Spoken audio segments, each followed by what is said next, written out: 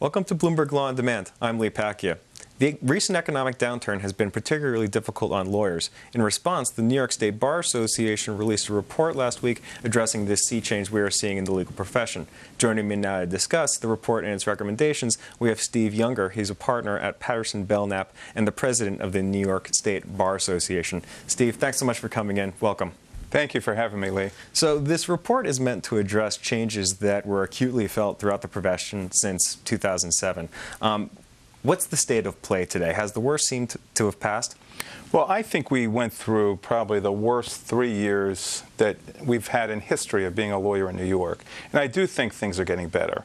Last year, we saw some metrics like law firm revenues were up about 10%.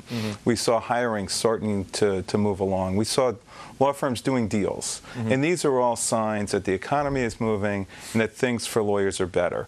But we were motivated by the fact that this economic recession really was horrible for lawyers. But I think even without the recession, we would have to change as lawyers because there are a lot of sea changes going on in the profession, and we need to react to those. Right. When I talk to lawyers, both young and old, there's a lot of concern on two primary issues: wage deflation, or just jobs in general, and outsourcing. Are these trends irreversible? Is there anything that can be done to kind of remedy this situation? Well, I think the trend will always go that way. The question is, how do you provide value as a lawyer in New York? And when you charge your clients over $400 for someone who's a first-year associate who knows nothing about being a lawyer, it's very easy to say, why can't I send that job to India? Why can't I do that for $35 in India? Whereas if you kind of restructure the value proposition with your clients, that's how you can address it and help make sure that these trends don't keep going the wrong way. So let's drill down and talk about what was in the report. How can law firms address this value proposition? What needs to be done? Well, there's several things. I think the first thing for law firms is their billing systems. We have long had a structure where the worse the client did, the better the lawyer did. There was no syncing up of the incentives between the lawyer and the client. As well, the hourly billing system doesn't measure the value that the client is buying. A client is not buying hours. A client is buying solutions. So that if I go to you and say, spend an hour, evaluate a very complicated settlement, and then charge me the same amount that you charge for an associate spending 2 hours filling out forms, it just doesn't relate to what the client is acquiring. So what replaces it? Success fees? I think it's partial success fees. It's partial blended fees. It's coming up with structures that will reward the lawyer when the client does well, reward the lawyer for good work. But it's not about squeezing the lawyers, which is what discounts are all about. Discounts are reducing the profit margin of the lawyer. It's about making sure the lawyer can carry the freight every month, but rewarding them with incentives to make sure that they bring the project in on time and within what the client's demands are.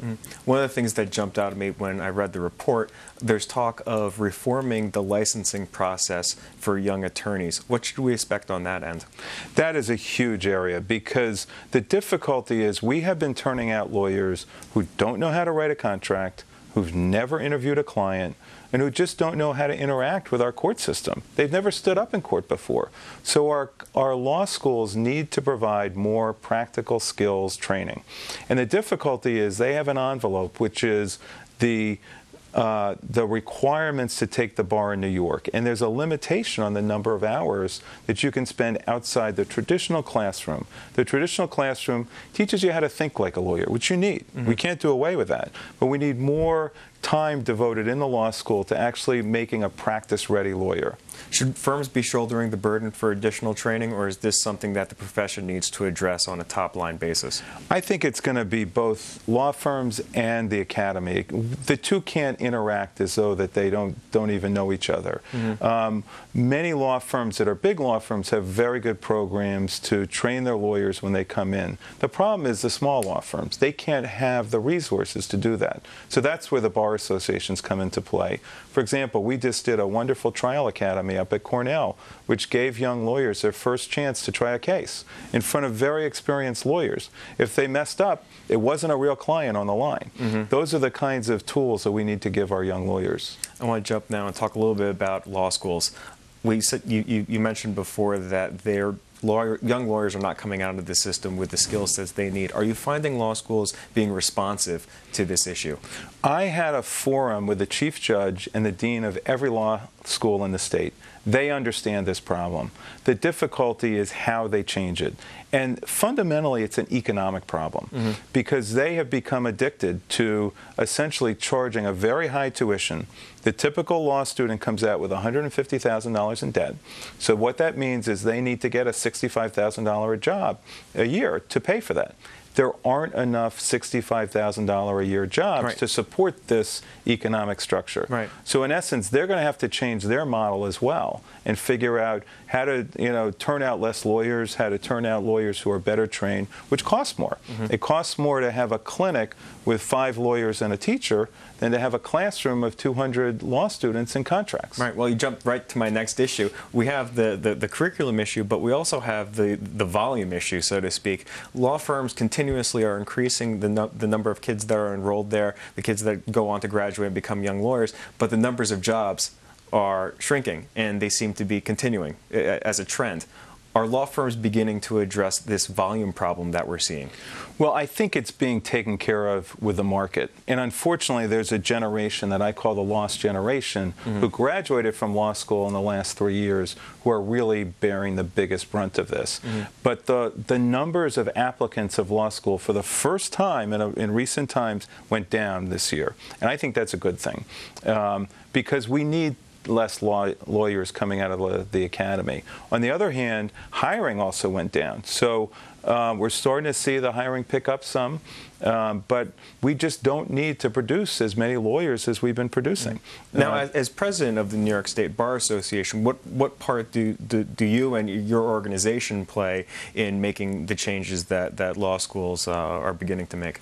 Well, we have several roles. One is just simply to raise attention to the issue. When the New York State Bar Association stands up about this, and it's not just in New York, we're trying to do this nationally. I was with the president of the ABA last week who really applauded us for raising these issues.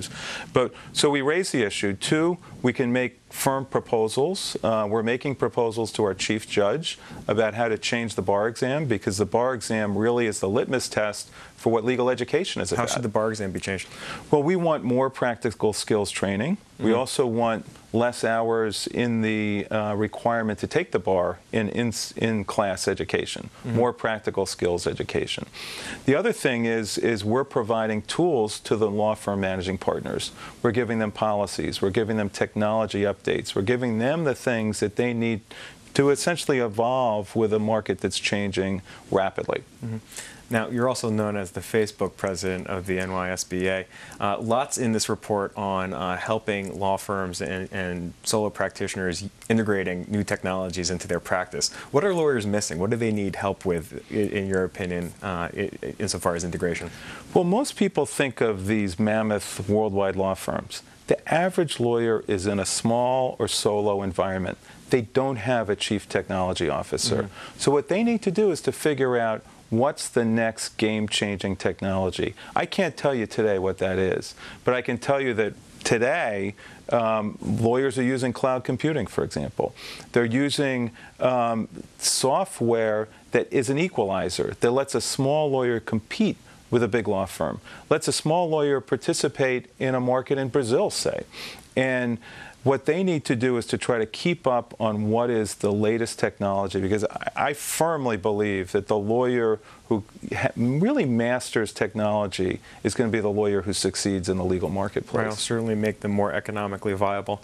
And it makes us more efficient. I think so. Because our business really is around communication, and that's what computers help us do. We can communicate so much more efficiently today than we could 25 years ago. All right, very good. Steve, I want to thank you so much for coming in. We're going to leave it there for now.